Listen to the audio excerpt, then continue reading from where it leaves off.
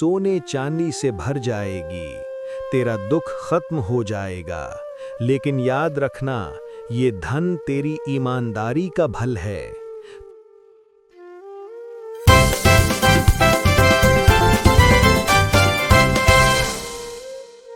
सूरज की तेज आग से पूरा गांव जल रहा था। खेत सूखकर चट्टान बन चुके थे, पेड़ों की पत्तियां झड़ गई थीं। एक छोटी सी कच्ची झोपड़ी में रामलाल अपनी बीमार पत्नी गोरी और छोटे बेटे लल्लू के साथ रहता था। लल्लू का पेट खाली था। वो रो रो कर कह रहा था कि पेट में चींटियां काट रही हैं। गोरी बुखार से तड़प रही थी। रामलाल के पास बस एक सूखी रोटी का छोटा टुकड़ा बचा था। वो उसे लल्लू के मुंह में डालने लगा। तभी बाहर से घोड़ी की टाप सुनाई दी। तभी झोपड़ी के बाहर ठाकुरदास सेठ घोड़ी पर सवार होकर आया। चेहरा लाल था, आंखों में लालच और क्रूरता साफ दिख रही थी। ओ रामलाल, बाहर निकल जल्दी, तेरी मजदूरी का हिसाब बाकी है। 3 दिन से खेत में काम नहीं किया है तूने, अब हिसाब चुकता कर। चल अपना हिसाब ले और दफा हो जा। सेठ जी, आ गए आप। मैंने तो पूरा दिन हल चलाया था, धूप में पसीना बहाया था, कमर टूट गई है मेरी काम कर करके। अब तो मेरी मजदूरी दे दो सेठ जी, बच्चा भूखा रो रहा है मेरा। पूरा दिन? तूने तो आधा ही काम किया है, बाकी आधा कल कर लेना। आज सिर्फ 4 आने मिलेंगे, ले और चुपचाप चला जा। और ज्यादा चिल्लाने की जरूरत नहीं, नहीं तो तेरा हिसाब बचा है वो भी नहीं दूंगा, समझा? सेठ जी, दया करो, मेरी गौरी बुखार में तड़प रही है और मेरे पास दवा के लिए पैसे भी नहीं है। मुझे पैसे चाहिए और लल्लू 2 दिन से भूखा है। पूरी मजदूरी दे दो सेठ जी, मैं और मेहनत कर लूंगा और आपका बकाया चुका दूंगा। मुझे कुछ पैसे उधार समझ कर दे दो सेठ जी। दया की दुकान नहीं खोली मैंने, किराया 3 महीने से बाकी है। अगर नहीं चुकाया तो झोपड़ी से निकाल दूंगा। ले 4 आने और कल सुबह खेत में पहुंच जाना। ठीक है सेठ जी, कल जरूर आऊंगा, लेकिन दया करो। दया नहीं चलेगी, जा यहाँ से। ज्यादा बहस मत कर, नहीं तो काम से निकाल दूंगा। रामलाल 4 आने लेकर अंदर आया। लल्लू ने सिक्के देखे तो आंखें चमकी, लेकिन रोटी का टुकड़ा देखकर फिर रोने लगा। गौरी, आज भी पूरी मजदूरी नहीं मिली। सेठ ने सिर्फ 4 आने दिए। कल फिर कोशिश करूंगा। मुझे तो समझ नहीं आ रहा है हमारे साथ ही ऐसा क्यों हो रहा है। रामलाल जी, अब क्या होगा?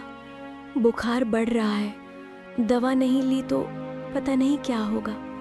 और तो और लल्लू भी कमज़ोर हो रहा है, उसे खाना नहीं मिल रहा है। हम तो भूखे रह लेंगे, पर हमारा लल्लू कैसे भूखा रहेगा? वो तो अभी बच्चा है। हे भगवान, हमारी मदद करो। कल वैद्य जी से बात करूंगा गौरी, कुछ जुगाड़ कर लूंगा। भगवान पे भरोसा रख, हम हार नहीं मानेंगे।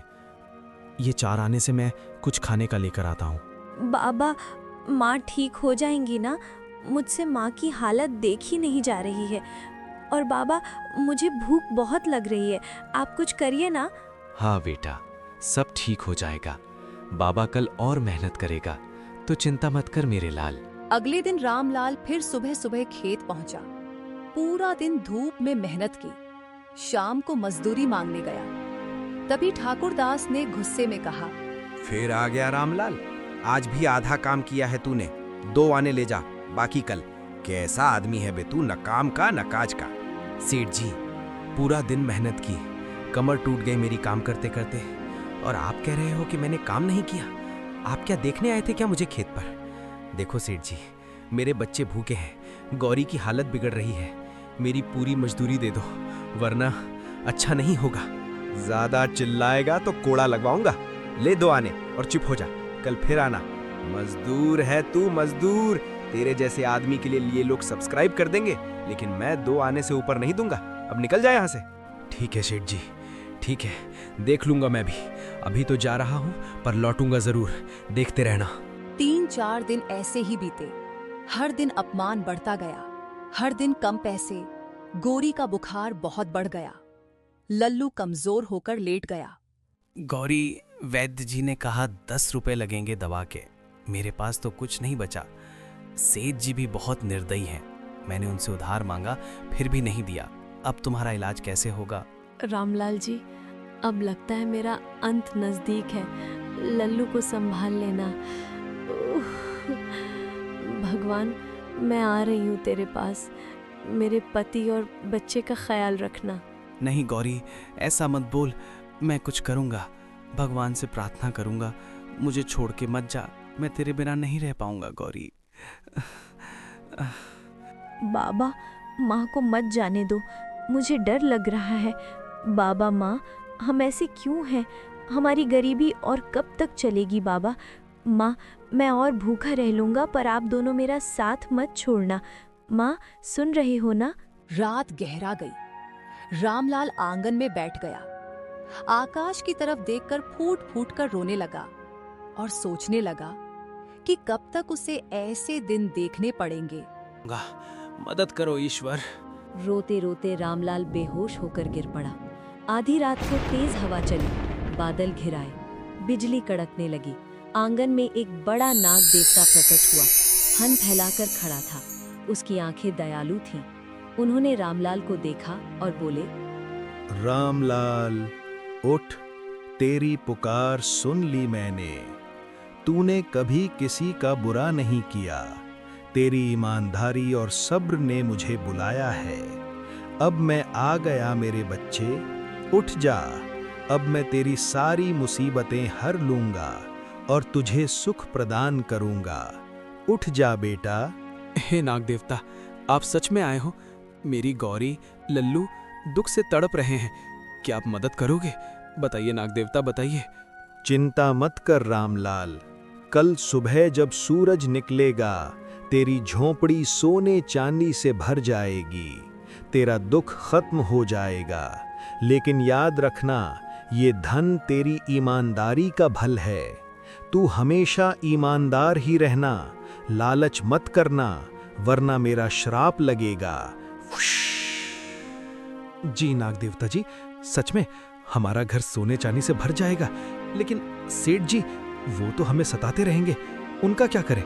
जो लालच करता है उसे मैं खुद सजा दूंगा। तू बस सब्र रख, कल सब बदल जाएगा। अब तू जा, सो जा, चिंता मत कर। जी नाग देवता, और मेरे सब्सक्राइबर को भी अपना आशीर्वाद दे देना।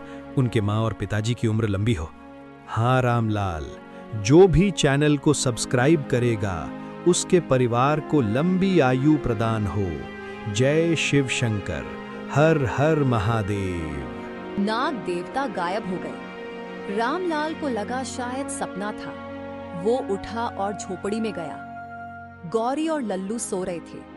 उसने गौरी की तरफ देखा और हल्की आवाज में गौरी से कहा, गौरी, सो गई हो? कल कुछ अच्छा होगा। नाग देवता आए थे मेरे सपने में। उन्होंने बताया कि कल सुबह कुछ बहुत अच्छा होने वाला है। मुझे तो अजीब सा लग रहा है, पता नहीं क्या होगा कल। रामलाल जी, सपना था क्या? लेकिन मन को सुकून मिला। अब सो जाइए जी।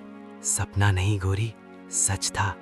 कल देखना कल क्या होता है। सुबह हुई। रामलाल ने आंख खोली तो आंगन सोने के सिक्कों से चमक रहा था। झोपड़ी की दीवारें चमकदार हो गई थीं।